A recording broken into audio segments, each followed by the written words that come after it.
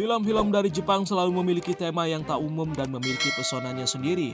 Salah satu film drama terbaru Jepang berjudul The Cinderella Edition berhasil memperlihatkan bagaimana kisah bahagia ala dongeng seperti Cinderella dapat berujung tragis.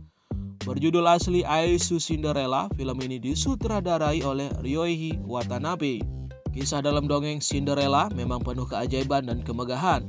Namun dalam film ini, Watanabe menunjukkan jika awal yang manis seperti dongeng tidak akan berakhir persis seperti dalam dongeng.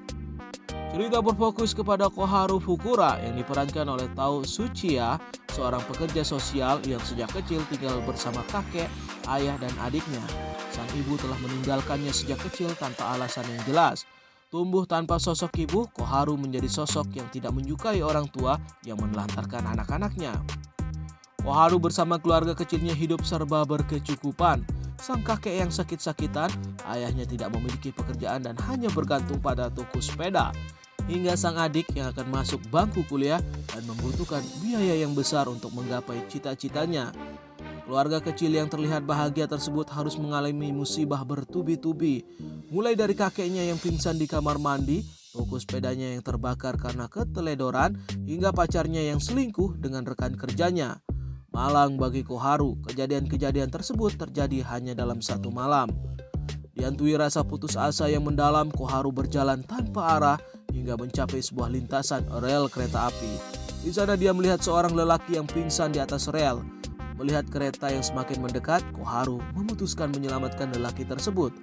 Ternyata lelaki tersebut bernama Daigo Izumisawa yang diperankan oleh Kei Tanaka, seorang dokter pemilik sebuah klinik besar. Bagaikan seorang pangeran, Daigo menyelamatkan Koharu dari keputusasaan. Dia membawa Koharu pada berbagai kemewahan yang tak pernah dilihat Koharu sebelumnya. Koharu juga mengetahui jika Daigo memiliki putri berusia 8 tahun bernama Hikari yang diperankan oleh Koko. Setelah sebulan penuh menjalani hubungan, akhirnya Koharu bersedia menikah dengan Daigo. Dia berniat menjadi ibu yang baik bagi Hikari agar kejadiannya saat kecil tidak terulang kembali. Awalnya kehidupan Koharu sebagai pengantin baru penuh kebahagiaan.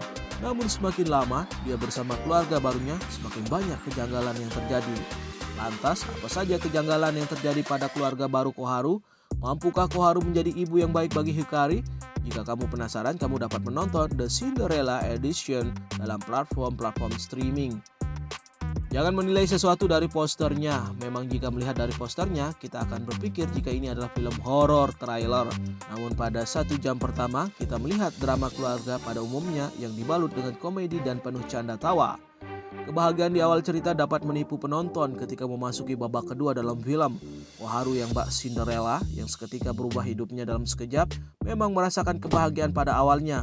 Namun perlu diketahui apakah Koharu benar-benar mengenal keluarga barunya tersebut?